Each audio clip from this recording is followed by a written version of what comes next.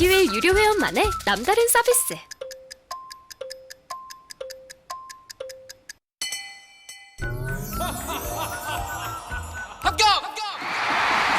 합격하고 돈도 받는 혜택. 오직 에듀윌 유료 회원에게만. 에듀윌. 무료 합격!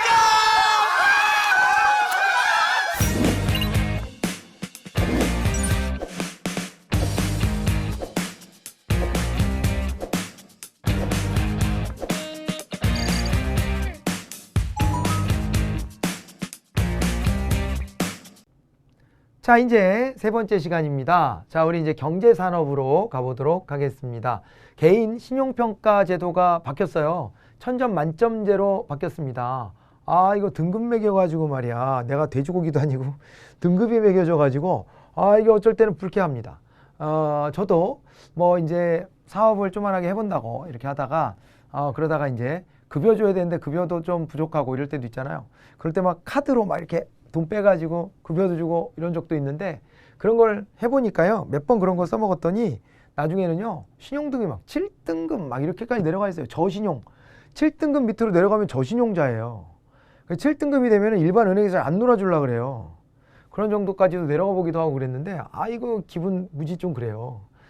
그런데 이게 이제 금융거래가 있는 사람들은 누구나 다 신용등급이 매겨져 있었는데 이것을 이제 등급제로 하다 보니까 문제는 뭐냐면 사실은 그때도 점수는 매기고 있었거든요.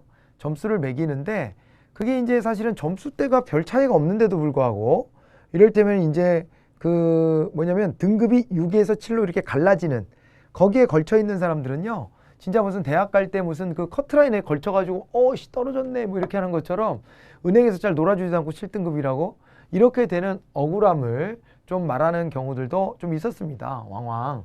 그래서 차라리 이거를 1000점 만점제로 바꿔서 개인의 신용평가라는 게 어떻겠냐 이렇게 이제 된 것이에요. 그래가지고 제도가 바뀌었고요.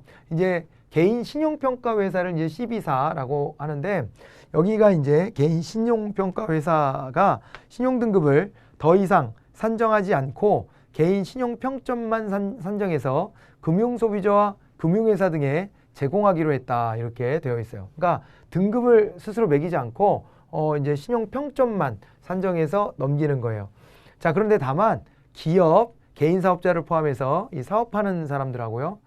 이런 어떤 기업 법인 같은데 이런 데들이나 아니면 이제 금융회사 내부 신용등급 같은 경우는 이번조차 관련이 없고 기존과 동일하게 간다. 근데 개인에 대한 신용평가는 1000점 만점의 등급으로 이렇게 바뀌기로 했다. 등급이 아니라 참 점수제로 바뀌기로 했다. 이렇게 봐두시면 되겠습니다. 자, 그 다음에 이 중대재해법이 본회의를 통과를 했습니다. 산재 사망의 경영자를 처벌하는 내용을 담고 있습니다. 보실까요? 자, 노동자가 산업재해로 사망할 경우에 안전조치가 미흡한 사업주나 경영 책임자는 1년 이상의 징역형의 처벌을 받도록 했다. 이렇게 되어 있습니다. 사업주나 경영 책임자에게 징역 1년 이상, 벌금 10억 원 이하, 그리고 법인이나 기관에는 50억 원 이하의 벌금형 처벌 규정 이런 것들을 뒀다라고 하는 거예요. 여러 명이 크게 다친 산업재해가 왔다 이렇게 되면 경영 책임자는 7년 이하 징역이나 1억 원 이하의 벌금형, 그리고 법인은 10억 원 이하의 벌금형에 처한다 이렇게 되어 있습니다. 자, 그렇게 됐고요. 다만 5인 미만 사업장은 적용 대상에서 제외가 됐다 이렇게 보시면 되고요.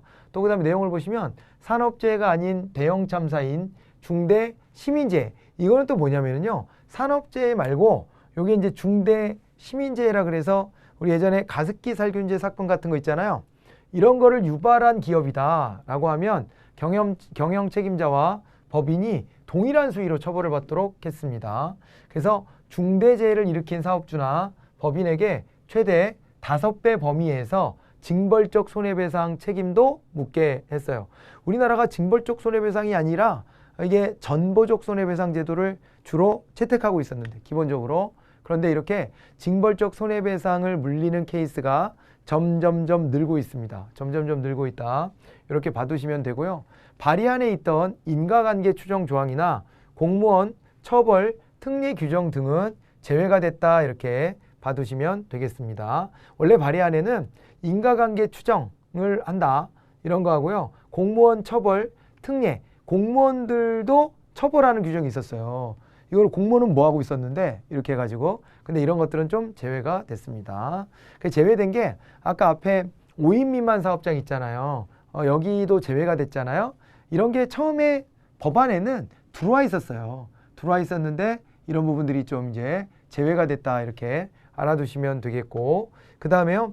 중대재해법은 공포 1년 뒤부터 시행되며 50인 미만 사업장에 대해서는 공포일로부터 3년 후부터 시행한다 이렇게 되어 있습니다.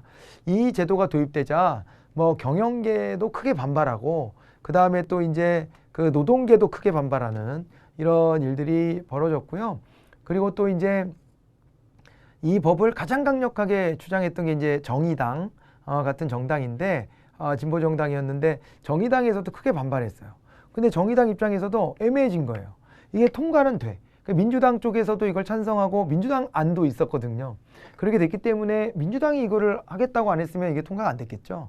그래서 민주당이 이제 야당하고 협의하는 과정에서 좀 이게 수위가 낮아지거나 혹은 야당이 아니더라도 그 중소벤처기업부 같은 데 있잖아요. 이런 데 견해가 반영되는 과정에서 이게 좀 이제 예외도 늘어나고 완화도 되고 이랬다고 알려져 있어요. 그래서 이제 그런 과정을 거치면서 좀 이렇게 어떻게 보면 처음에 안보다 후퇴한 측면들이 많아가지고 이 지점에 대해서 이제 가장 강력하게 주장했던 정의당 같은 정당은 이거 이렇게 해서 다 떼어내고 나면 하나만한 거 아니냐. 하나만한 거 아니냐 그래가지고 이것에 대한 이제 불만을 크게 이제 제기를 했습니다. 그런데 표결 과정에서는 그래서 표결에 참여는 하고 그 다음에 이것을 있잖아요. 기권하는 형식으로 정의당은 좀 항의의 표시도 하고 이러기도 했는데 이 법의 도입을 강력 추진했던 입장들 뭐 노조 쪽이라든가 이런 데에서도 반발하는 거죠. 이게 결국에는 뭐 이것저것 다 떼고 나니 실제 처벌 가능한 경우가 너무 적은 거 아니냐 이렇게 이제 문제 제기가 들어오는 것이고요. 그런데 또 한편으로 기업 입장에서는 없던 법이 생긴 거잖아요. 없던 법이 생겨서 이렇게 되면 마음 놓고 경영활동 하겠냐. 산업재해뿐만 아니라 중대시민재해 이런 것까지 이렇게 책임을 물린다면 마음 놓고 경영활동 할 수 없다. 뭐 이런 입장인데 이제는 우리도 양과 질의 부분에서 같이 조화를 추구해야 될 때가 좀 됐죠. 그러니까 경제성장을 하는 것도 매우 중요하지만 한편으로는 이게 우리가 왜 잘 살려고 하는 거예요. 경제적인 부를 얻으려고 하는 것도 인간들이 행복해지자고 하는 것인데 이게 이제 인간들의 행복을 담보하지 못하는 상황이 되면 안 되는데 저는 그 말은 그 말이 되게 크게 와닿았어요. 정의당에서 주장하는 걸 이렇게 봤었거든요. 뭐라고 하나? 근데 봤더니 아침에 하는 인사가 마지막 인사가 되지 않도록 해야 한다. 이 얘기가 굉장히 좀 울컥하더라고요. 그러니까 아침에 나 회사 갔다 올게 하고 나갔는데 그 가족이 나가서 그날 돌아오질 못한다면 이게 너무 가슴 아픈 일이잖아요. 그런데 이게 효율성을 추구하는 과정에서 비용을 절감하다 보니까 이런 문제들이 자꾸 생기는 겁니다. 그래서 이제 그런 부분들에 대해서 우리가 효율성의 가치도 중요하지만 효율성만 따지는 것은 옳지 않잖아요. 그래서 이런 가치가 조화롭게 가자라고 하는 것에 일단은 한 발 밀어넣기는 된 것 같다. 이런 건데 그러다 보니까 법이 일단 만들어진 것에 대해서 경영계는 좀 우려를 표하는 것이고 이것이 법이 어떻게 적용될지 아직 잘 모르겠잖아요. 자기들도 사실은 근데 경영자가 사고 나라고 원해서 사고 납니까? 전혀 그렇지 않잖아요. 사고가 안 나기를 본인도 바라지만 여기서 또 이제 자기 잘못만이 아니라 이제 뭐 수칙 같은 것들을 이제 노동자들이 제대로 지키지 않아서 사고가 나는 경우도 있을 수 있을 텐데 그런데 경영자가 다 책임져야 되냐? 이런 이제 불만들도 있을 거란 말이에요. 현실에서는. 그래서 이제 두려움이 생겼겠죠. 그래서 이제 반발하는 것이라고 보여지고 근데 노동계 입장에서는 이렇게 다 떼어주고 나면 이것도 떼고 저것도 떼고 나면 결국에는 결과적으로는 실제로는 이게 위험이 없다 법이 실제 적용이 제대로 되겠냐 이런 이제 문제 제기를 하고 있는 것이라고 볼 수가 있는 겁니다. 알겠죠? 이제 그래서 중대재해법이라고 하는 거, 이 법은 또 이제 우리가 중요하게 좀 봐야 될 법이 되었습니다. 이렇게 좀 알아두시고요. 자, 됐죠? 자, 그 다음에 사회환경 쪽으로 넘어가 보도록 하겠습니다. 정부 9차 전력수급 기본계획을 확정했다. 이렇게 나와 있습니다. 전력수급 기본계획은 국가전력운용의 기본 방향과 장기 전망, 그리고 전력설비시설계획, 전력수요관리 등이 포함된 우리나라의 종합적인 전력정책이고요. 2년 단위로 수립 시행을 하게 되어 있다라고 하는 겁니다. 자, 그런데 이게 이제 9차 전력수급 기본계획이 확정이 됐다는 거예요. 근데 이 내용의 골자는 원자력 발전에 대해서 가동 중인 24기가 2034년까지 17기로 감축된다라고 하는 부분이에요. 그죠? 17기로 감축된다. 이게 이제 핵심이죠. 대신 이 기간에 신한울 1, 2호기하고 신고리 5, 6호기는 준공이 돼서 가동을 시작하게 된다. 이렇게 보시면 됩니다. 그리고 아직 이제 설계하다가 많은 신한울 3, 4호기는 이번 계획에서 제외가 됐다. 이렇게 돼 있는데, 우리나라가 말이에요. 이게 이제 원자력 발전과 관련된 부분이 마치 이게 진보 보수의 대립처럼 이렇게 흘러가는 경향이 좀 있는데, 안전 문제 아닙니까? 안전 문제? 안전 문제인데 이게 진보 보수를 나눠야 될 부분인지에 대해서 저는 좀 의문이 좀 있어요. 의문이 있는데 어쨌건 우리 사회 분위기는 보수 진보가 좀 갈라졌어요. 보수는 왜 그런가? 원자력 발전만큼 안정적으로 저렴하게 전기를 공급받을 수 있는 수단이 과연 있겠느냐라는 문제 제기입니다. 만약에 환경 문제도 있고 사고에 대한 위험도 있지만은 우리가 그걸 잘 관리하면 되지. 벌어지지 않은 사고에 대해 가지고 우려를 한 나머지 이 수단을 없애버린다라고 한다면은 그러면은 이제 결과적으로는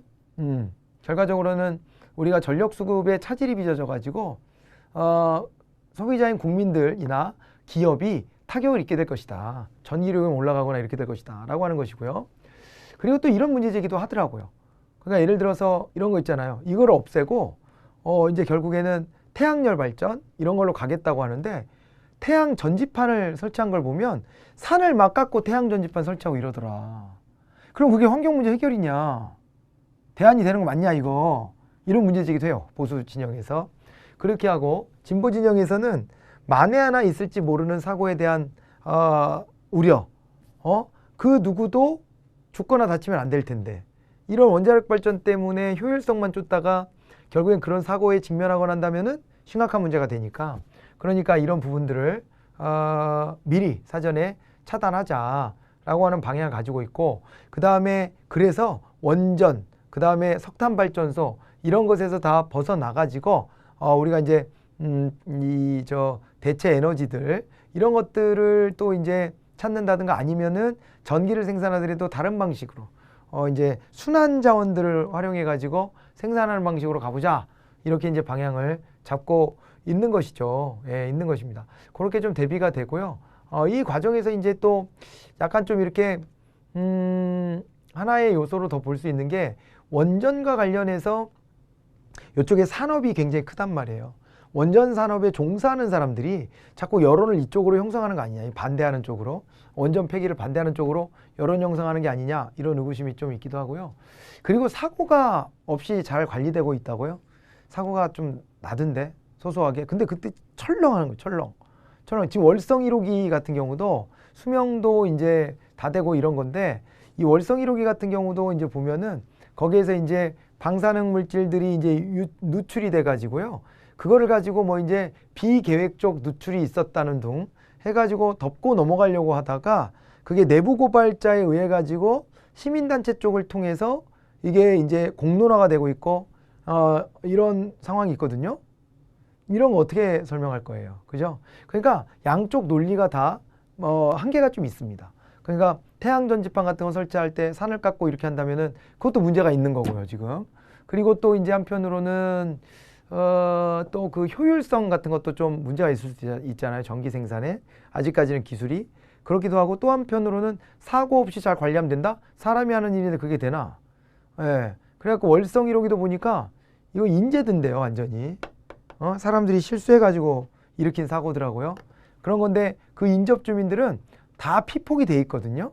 피폭이 돼 있어요. 원자력 발전소 인접한 데 사는 사람들은 피폭이 돼 있는데 그 피폭의 정도가 별거 아니라는 식으로 이렇게 넘어가고. 근데 원자력에서 나오는 방사능은요, 먹으면 안 되는 거예요, 그냥. 그게 허용치 이런 게 어디 있어요. 그러면은 어떤 가치가 더 중요한 것인가에 대해서는 좀 이렇게 대립적인 각도보다는 좀 이제 이런 대안을 생산적으로 모색하기 위한 노력을 하는 게 좀 더 타당하지 않냐, 바람직하지 않냐 이렇게 보여지기는 합니다. 석탄 발전도 문제예요. 사실은 석탄 발전도 문제인데 석탄 발전기는 60기 중에서 30년이 지난 30기가 2034년까지 폐기가 된다. 절반이 다 폐기가 되고 앞으로 3년 뒤지만 이 가운데 24기는 액화 천연가스 발전기로 전환하기로 했다. 천연가스는 무공해 이렇게 알려져 있죠. 그래서 LNG 발전기로 전환한다 이렇게 되어 있습니다. 자, 그리고 신재생에너지 발전 용량은 2020년 이제 그 20.1기가와트에서 2034년 77.8기가와트로 4배가량 이제 급증하도록 하겠다. 이렇게 지금 이제 계획을 잡았다. 이렇게 보시면 되겠습니다. 자, 이렇게 봐두시면 되고요. 그 다음에 법원에서 있잖아요. 그 일본 정부에게 위안부 피해자들한테 1억 원씩 지급하라는 판결이 나왔어요. 이것 좀 보세요. 일본 정부를 대상으로 우리나라 법원이 판결을 내린 거라 이거는 좀 구조를 좀 봐야 되는데 일본군 위안부 피해자들이 일본 정부를 상대로 낸 손해배상 청구 소송이 여러 차례가 있었는데 처음으로 우리가 승소했다. 서울중앙지법 민사합의 34부는 이렇게 돼 있는데 서울중앙지법 그러면 서울에 있는 지방법원 중에 하나인 중앙지법이 민사합의 이랬잖아요. 민사재판부가 열렸는데 합의부예요. 판사가 3명 나왔네. 중요한 사건이라고 본 거죠. 액수나 이런 걸 봐도 그렇고. 그래서 민사합의 34부가 이제 재판부인데 34번째 재판부로 이렇게 구성되어 있는 거예요. 근데 원고들에게 1인당 1억 원을 지급하라고 원고 승소로 판결했습니다. 재판부는 이 사안에 대해 재판할 권리가 우리 법원에 있다고 인정하고 한 국가의 법원이 다른 국가를 소송 당사자로 삼아 재판할 수 없다는 국가 면제 원칙이 원래는 있는데 이거를 적용할 사안이 아니다. 이렇게 재판부가 논리를 이제 구성했다라고 봐두시면 됩니다. 그래서 주권 면제 원칙을 적용할 수 없고 그래서 일본 정부가 위안부 피해자들에게 1억 원씩 지급하여야 한다. 이렇게 결론을 내렸다는 거예요. 의미 있는 결론입니다. 이걸로 일본 정부에게 강제력을 행사할 수는 없을지 몰라도 우리 정부의 우리 이제 국가의 입장이 명확해지는 측면이 좀 있고요. 그리고 이제 이 부분에 대해서 일본이 이제 반발하고 있는데 그런 계기로 또 이 부분을 좀 이렇게 좀 있잖아요. 여론을 환기시킬, 국제 여론을 환기시킬 필요도 있고 외국의 케이스에 보면 이건 전쟁 범죄 같은 거잖아요. 식민지를 이렇게 지배하면서 또 전쟁터에서 전쟁 범죄를 저지르고 한 것이라 이런 부분에 대해서는 주권 면제 원칙이 적용될 수 없다는 케이스들이 원래 있기 때문에 그런 것들을 다 감안해서 본다면은 이 부분에 대해서는 의미 있는 판결이 나왔다 이렇게 볼 수 있겠다는 겁니다. 자, 이렇게까지 좀 이번 시간에 보도록 하고요. 다음 시간에는 이제 국제 외교 요 부분으로 들어가 보도록 할까요? 고생하셨습니다.